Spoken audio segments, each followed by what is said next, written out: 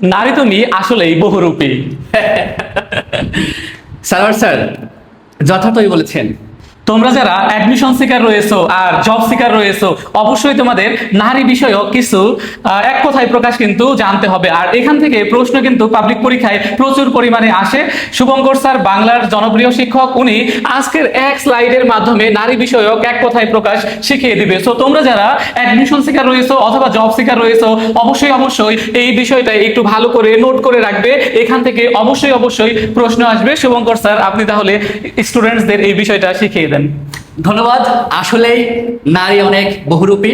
তো দেখ, ভিতরে ক্ষোভ রাখা দরকার নাই, চলেন আমরা নারী সম্পর্কে বিস্তৃত বিষয়গুলো এক কথায় প্রকাশ বিষয়গুলো আমরা জেনে নেই। আচ্ছা, তার আগে তুমি অ্যাডমিশন পরীক্ষার্থী হও আর চাকরি বাকরির পরীক্ষার্থী হও, বুকে হাত দিয়ে বলো তোমার কি 1 নম্বর লাগবে? 1 নম্বর যদি লাগেই, তাহলে শুভঙ্কর স্যারের এই যে এক স্লাইডে নারী বিষয় এক কথায় সমস্ত প্রকাশ, এটা আমরা এক মিনিটে সমাধান করব। চলো শুরু করি। এবং 1 নাম্বার বেসিক পেতে গেলে অবশ্যই এইটা তোমরা সুন্দর করে নোট করে রাখবা বা ক্লাস শেষে স্ক্রিনশট দিয়ে রাখবা। চলো, আমাদের প্রথম যে কথাটি, যে নারীর হাসি সুন্দর তাকে বলা হয় সুস্মিতা। যে নারীর হাসি সুন্দর তাকে কি বলা হয়? সুস্মিতা। যে নারী প্রিয় কথা বলে তাকে বলা হয় প্রিয়ঙ্গদা। যে নারীর হাসি কুটিলতা বর্জিত তাকে বলা হয় সুচিস্মিতা। কি বলা হয়? সুচিস্মিতা। যে নারীর বিয়ে হয়নি তাকে বলা হয় কুমারী। আর কুমারীর পুত্রকে বলা হয় কানিন। কুমারীর পুত্রকে কি বলা হয়?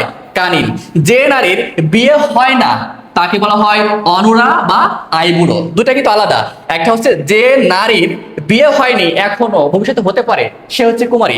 আর যে নারীর একদমই বিয়ে হচ্ছে না বা হয় না তাকে বলা হয় অনুরা বা আইবুড়ো। যে নারীর সম্প্রতি বিয়ে হয়েছে তাকে বলা হয় নবরা। যে নারীর সন্তান বাঁচে না তাকে বলা হয় মৃতবৎসা। যে নারীর কোনো সন্তানই হয় না তাকে বলা হয় বন্ধা।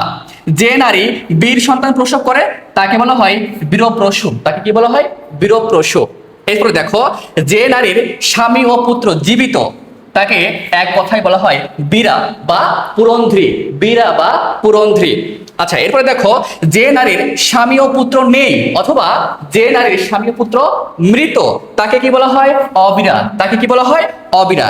যে নারী কখনো সূর্যকে দেখেনি, যে নারী কখনো সূর্যকে দেখেনি তাকে বলা হয় অসূর্যম পশ্যা। কি বলা হয়? অসূর্যম পশ্যা। যে নারী ভৎসা প্রাপ্ত তাকে বলা হয় ভৎসিতা। কি বলা হয়? ভৎসিতা।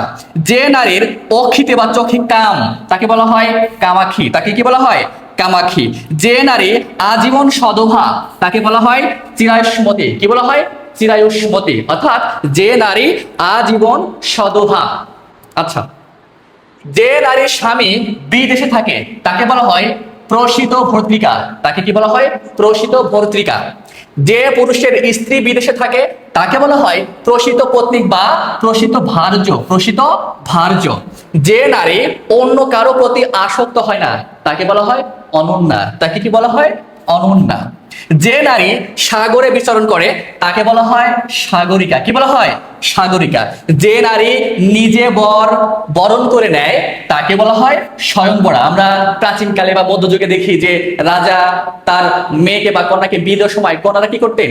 বিভিন্ন রাজপুত্রদের নিজে বরণ করে নিতেন বা পছন্দ করতেন। ওটাকে বলা হচ্ছে স্বয়ংবরা। যে নারী বীর তাকে বলা হয় বীরাঙ্গনা। যে নারীর দুটি মাত্র পুত্র তাকে বলা হয় দ্বিপুত্রিকা। যে নারীর সতীন বা শত্রু নেই, যে নারীর সতীন বা শত্রু নেই তাকে বলা হয় নিঃশক্ত। তাকে কি বলা হয়? নিঃশক্ত। যে নারী চিরকাল, এখন এই চিরকাল বলতে বিবাহিত বা অবিবাহিত থাকতে পারে, চিরকাল যদি পিতৃগৃহ বাসিনী হয় তাকে বলা হয় চিরন্ত। তাকে কি বলা হয়? চিরন্ত। যে নারীর স্বামী দ্বিতীয় বিয়ে করেছে তাকে বলা হয় অধিবিন্যা। তাহলে অধিবিন্যা বলতে কাকে বোঝানো হয়? যে নারীর স্বামী দ্বিতীয় বিয়ে করেছে। যে নারী জীবনে একটি মাত্র সন্তান প্রসব করেছে তাকে বলা হয় কাকবন্ধা। কাকবন্ধা বলতে যে নারী জীবনে একটি মাত্র সন্তান প্রসব করেছেন। যে নারী সুন্দরী তাকে বলা হয় রামা। তাকে কি বলা হয়? রামা। যে নারী অঘটন ঘটাতে অতিশয় পারদর্শী তাকে বলা হয় অঘটন ঘটন পটিয়সী। খুবই দারুণ একটা শব্দ, অঘটন ঘটন পটিয়সী। এর মানে হচ্ছে যে নারী অঘটন ঘটাতে পারদর্শী। এটা আমাদের সমাজে আমরা দেখা যায়। নারীর লীলাময় নৃত্য তাকে বলা হয় লাস্য। তাকে বলা হয় লাস্য। আর সর্বশেষ অতি বৃদ্ধা নারী তাকে বলা হয় বড়াই। তাকে কি বলা হয়? বড়াই। তাহলে প্রিয় শিক্ষার্থী আমার, তোমরা যারা বিশ্ববিদ্যালয়ে ভর্তি পরীক্ষা দিবা বা চাকরি বাকরির পরীক্ষা দিবা, তাদের কিন্তু 1 মার্ক 1 নম্বর নিশ্চিত পেতে হলে অবশ্যই এক কথায় প্রকাশ অংশ থেকে নারী বিষয়ক যে এক কথায় প্রকাশ, তোমরা যদি এই পুরো ডিটেলস এখান থেকে শুভঙ্কর স্যারের ক্লাসটা যদি সুস্পষ্টভাবে করো এবং অনুধাবন করো, বোঝার চেষ্টা করো, নোট করো, মুখস্থ করো, আশা করি এইখান থেকে যে কোনো জায়গায় পরীক্ষায় যদি প্রশ্ন হয় অবশ্যই তোমরা পারবা। এবং তখন কিন্তু শুভঙ্কর স্যারের কথা মনে পড়বে যে স্যার পড়িয়েছিলেন, বুঝেছিলেন বিধায় 1 নাম্বার আমরা নিশ্চিত পেয়েছি। নারী আসলেই বহুরূপী। ধন্যবাদ।